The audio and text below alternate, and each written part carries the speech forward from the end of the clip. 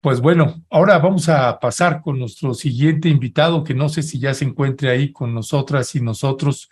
Pues él es Alejandro Saldaña, colaborador de este espacio, profesor, investigador de la Universidad Veracruzana. Y ahí él enlazándose desde Jalapa, Veracruz. Vamos a tener un enlace con él. Si me pueden confirmar si ya lo tenemos por ahí. Sí, ya lo estoy viendo. Pues vamos dando la entrada, Alejandro. Muy buenos días, bienvenido. Ernesto, ¿qué tal? Muy buenos días. Desde Buenos días. Jalapa, como bien dices, acá conectado. ¿Cómo está el clima por allá ahora? Pues está lluviosón, ha estado cayendo un poquito de lluvia, todavía no los aguaceros que suelen caer en esta ciudad.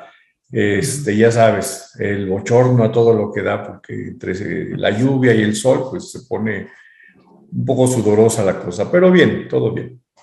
Gracias, gracias, mi querido Alejandro. Alejandro, pues estamos publicando en Rompeviento TV un artículo pues interesante también y que además se abordan temas que luego comúnmente no se abordan y el derecho al teletrabajo. Y sobre eso se habla poco, por decir mucho, no sé, porque prácticamente casi se habla nada. Y me gustaría que pudieras platicarnos de qué va este artículo de opinión que hemos publicado en Rompeviento este pasado lunes, pero que tiene ahí varios ángulos que me interesaría que que la audiencia escuche, porque de pronto es algo que le puede pasar de noche y créame, está muy de día. Así que adelante, Alejandro.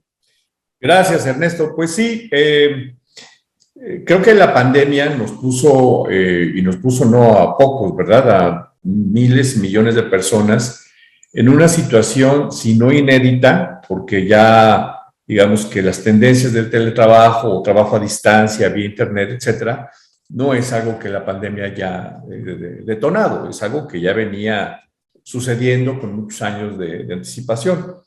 Pero desde luego, la pandemia de COVID-19 pues aceleró y exacerbó estas tendencias.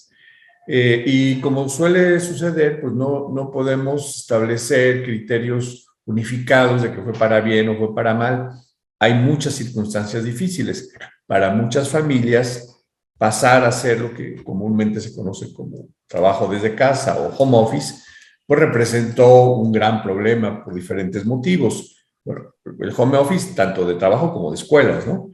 No tener un lugar adecuado para trabajar, no tener el equipamiento necesario, computadoras, una velocidad de internet adecuada, etcétera, etcétera, ¿no? O muchas veces se presentó también que quizás había una sola computadora en una familia y tenía que ser compartida por dos, tres o más personas, ¿no?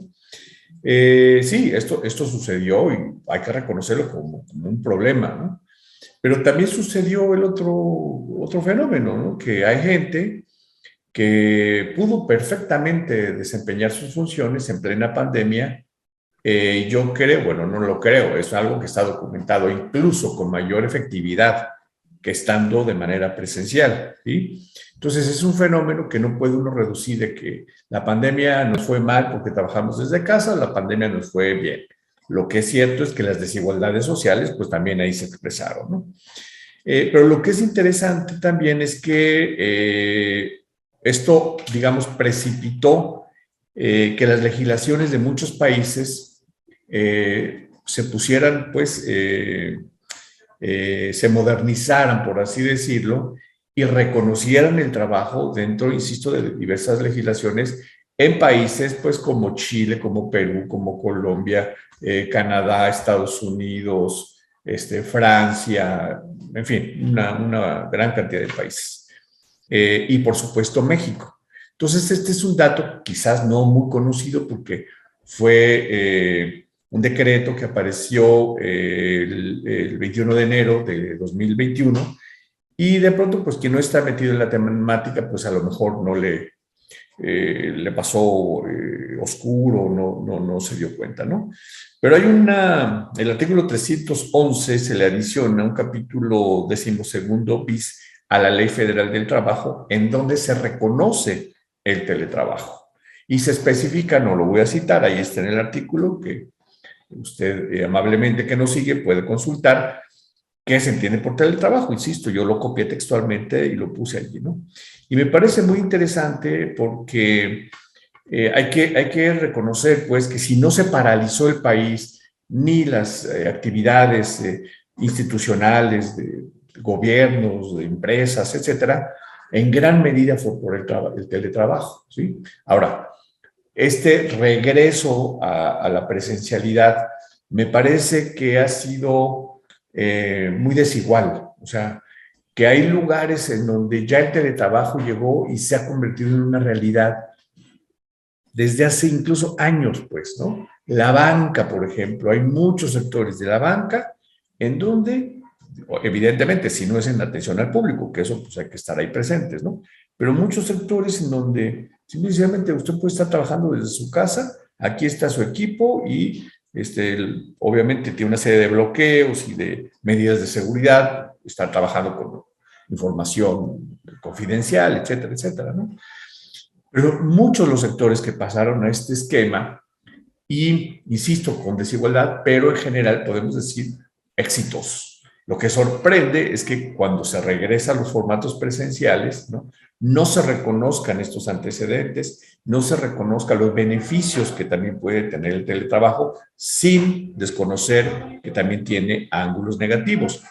Pero, por ejemplo, los beneficios para las personas que están al cargo de niños pequeños, de personas enfermas, de circunstancias, digamos, diversas, el teletrabajo puede ser, es una opción realmente positiva, y subrayo esto, está normado en la legislación mexicana, está normado en la legislación mexicana, en la Ley Federal del Trabajo, artículo 311, y la adición del 12º párrafo bis, perdón, 12º capítulo bis. Ahí está normado. Entonces, básicamente de esto va el artículo. Insisto, no cualquier persona puede estar en condiciones de teletrabajar. No es además un asunto de obligación, es un asunto voluntario, lo dice la ley, voluntariamente y en convenio, en diálogo, en concertación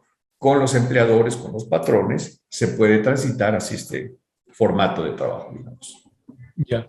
Bueno, yo quería entrevistar a Alejandro precisamente porque conozco su caso y a la hora de leer este artículo, pues también empecé a platicar con otros compañeros y compañeras que trabajan, que están en una circunstancia parecida. Y esto, ahorita que señalas, pues sí, hay incluso bancos como Banamex, por ejemplo, y otros que después de la pandemia pues decidieron dejar de rentar pisos enteros y descubrieron que podían economizar bastante.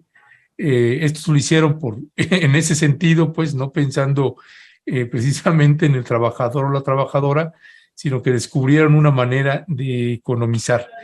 Pero hay cuestiones de salud y por eso me parece también, por eso te pedí la entrevista, mi querido Alejandro, porque este ángulo y de lo que poco se habla es en el caso de que ahora, como en tu caso, y que estoy viendo que hay varios casos más en donde, pues tú que tienes una enfermedad, que tienes cáncer, y vaya que pues es un cáncer no menor el que te ha invadido, pero que bueno, tú sigues haciendo tu trabajo y tu vida y además lo que siempre celebramos, el extraordinario sentido del humor, y te choca andar en dramas y todo, sino que pues estás haciendo estrictamente y profesionalmente tu trabajo. Pero pues ahora pues no estás en tu casa, estás en un cubículo en la universidad, ¿no? Y precisamente en una circunstancia pues de lo que estás hablando, porque a veces cuando escribimos un artículo, como ahorita que estoy trabajando uno, que por estar gestionando trámites en un hospital para una cirugía, pues llevo más de 2 meses y es una burocracia tremenda que sea, joder, aquí me dan ganas de hacer hasta un reportaje, porque este es el periplo que pasan pues millones de personas. Y ahorita pues te veo ahí, si pudieras compartirnos un poquito este otro ángulo. Mira, me parece que los esquemas, ahorita que lo mencionas, por ejemplo, de salud, ¿no? Hablando de salud, todavía están muy, digamos, muy anclados en el siglo XX, con esta disyuntiva. O sea, a ver, si estás incapacitado, entonces se te da eso, una incapacidad médica. Mencionas mi caso. Yo no estoy incapacitado para trabajar. Sí, padezco cáncer, sí, pero no estoy incapacitado para trabajar. Lo que estoy es mermado en mis capacidades físicas, relativamente mermado. ¿Sí? Es decir, eh, la metástasis en huesos hace que me sea un poco difícil pues trasladarme, caminar, subir escaleras. Yo estoy en un cubículo de segundo piso y pues sí le tengo que meter segunda, ¿no? De pronto y hasta a veces hasta primera porque sí está medio así, ¿no? Y bueno, lo que son las circunstancias para hacer un trabajo que puedo estar haciendo en mi casa, no solamente en las mismas condiciones, en mejores condiciones, ¿sí? Nada más enumero dos o tres mejores condiciones. Ventilación e iluminación. Yo estoy aquí en un lugar cerrado con la luz eléctrica, el foco encendido, cuando en mi estudio de casa, que además tú conoces, estoy trabajando con luz natural. Si no estoy consumiendo electricidad. Acá si apago la luz, pues no se ve nada, ¿no? Esto es bastante oscuro, ¿no? La velocidad de internet. Yo estoy conectado ahora con un cable, porque el Wi-Fi, pues, no llega, ¿no? Si no es con cable, pues no estaríamos teniendo esta posibilidad, ¿no? En fin, no quiero clavarme en el tema, pero, digamos, hay condiciones que uno puede hacer mejor fuera del espacio, ¿sí? La universidad, y eso lo entiendo perfectamente, tiene bloqueadas una serie de páginas, lo voy a decir con todas las palabras que son, pues, de páginas para piratear información, ¿no? Para bajar libros, pues, artículos, ¿no? Bueno, son páginas y de pronto son lugares en donde si no es así, son libros inconseguibles, ¿sí? O porque son de ediciones viejas, o porque el precio resulta excesivamente caro y demás. Y uno ya se da sus formas y tiene uno sus redes y demás, ¿no? Oye, pues mira, necesito tal libro, te lo consigo, paz, ¿sí? Que son libros que uno pone a disposición de los estudiantes, pero desde la universidad, por política institucional, lo cual yo respeto, está bien, pues, no se puede, pero sí desde mi casa. Y son libros que yo distribuyo con mis estudiantes. Bien.